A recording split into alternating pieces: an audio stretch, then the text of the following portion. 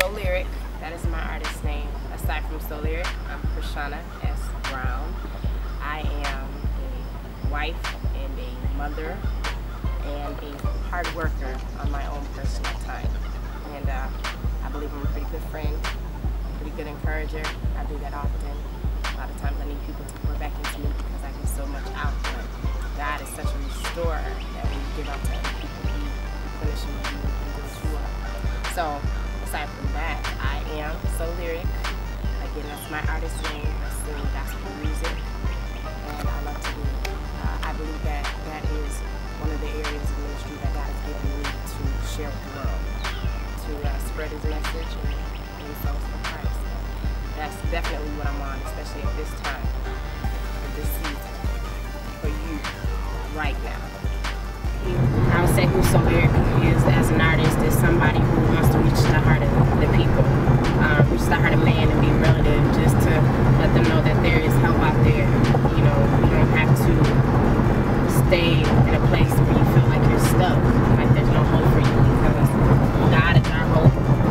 And so just through my music that I put out, I really truly believe that they are lyrics for your soul. They minister to me first. I believe with any artist, with any music that they put out, the songs deal with them first before it comes out to the people. It's something that they can relate to, it's something that they can feel. And if you've gone through it, definitely there's somebody else who can relate to what you've gone through.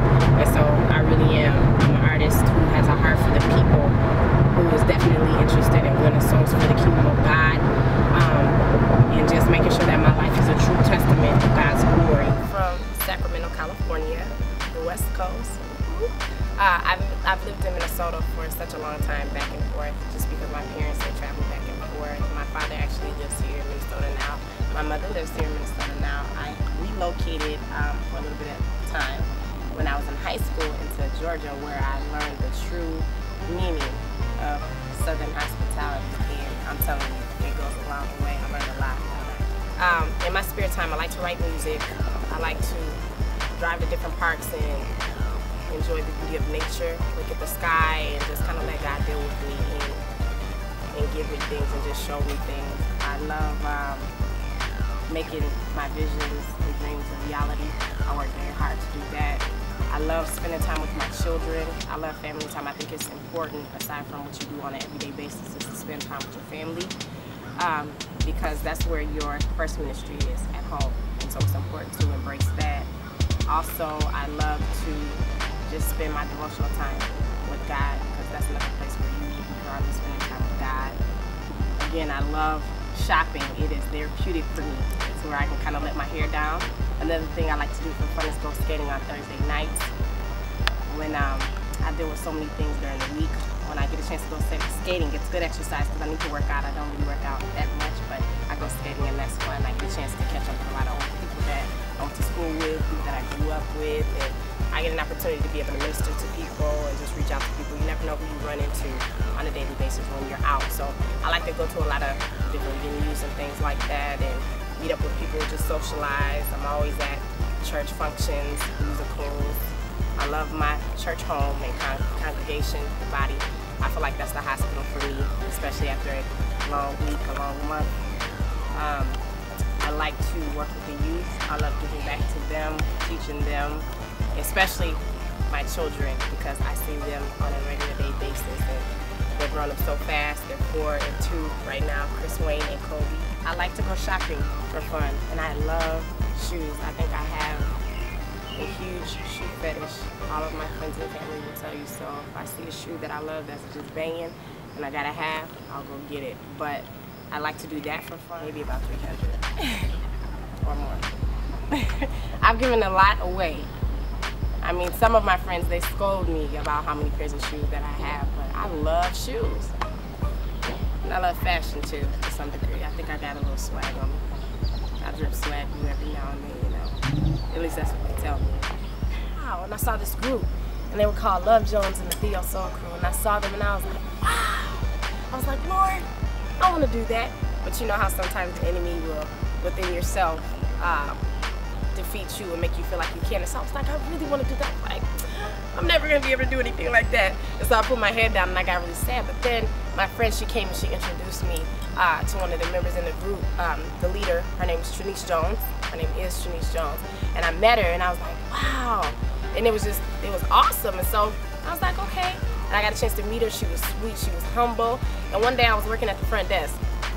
I'll never forget it, and I always tell people this story, it's hilarious. I was working at the front desk and there was a young lady that called up there and she was looking for her school books. And I was looking and I was like, oh, okay. I was like, I can't find your school books when she asked me for it, but she was like, hey. She was like, Christine. I'm like, yeah. And she was like, you want to sing with me? And I was like, you know who I am? My aspirations, goals, and dreams. One day, I plan to use the gift that God has given me to minister to everybody all over the world. I really want to travel all over the universe, really, to win souls for Christ with the sound that God has given me. I want to eventually open up a center for youth and even adults one day to be able to encourage them on how to cultivate their dreams and not give up on what they believe in, especially if God shows you a vision of something that you are to do. I got involved in Soul Cutz Volume 2 through, again, my good friend Trinice Jones. It was funny, I was looking at the Soul Cutz Volume 1 and I would listen to the CD all the time. I'm like, man, that's dope. And I was just like, Trinice, okay, so how did you get involved in that? She gave me a little bit of information about the producer, about the different artists that were on the track, which I knew a lot of them. And I was like, man, I really want to do that. I really want to do that. The next time they have something going on with GotSoul music, I want to be a part of that. And I hadn't heard anything about it. And then one day she called me up and she says, hey, Christy, you know, one of the producers was asking me about some artists that, you know, I might know here in the city that, you know, got kind of the vibe and, you know, doing gospel music and everything like that. And I was trying to think about some, you know, pretty bomb vocalists, some pretty upbeat, spirited sisters who were singing gospel music, and people who were just more relative and down to earth. And right away I thought of you and I was like, wow, you considered me. And so I was like, okay. And so from then on, my information was given out and information was received. I was able to make connection with people that I need to make connection to, and that's how I got involved with GotSoul music. That being a part of this project with GotSoul music on Soul Cutz Volume 2, this is another opportunity for me to really reach out and go forth in Jesus' name and rep the kingdom to the fullest. I'm a Jesus girl, okay? I'm always rep the king for life. So, you heard me?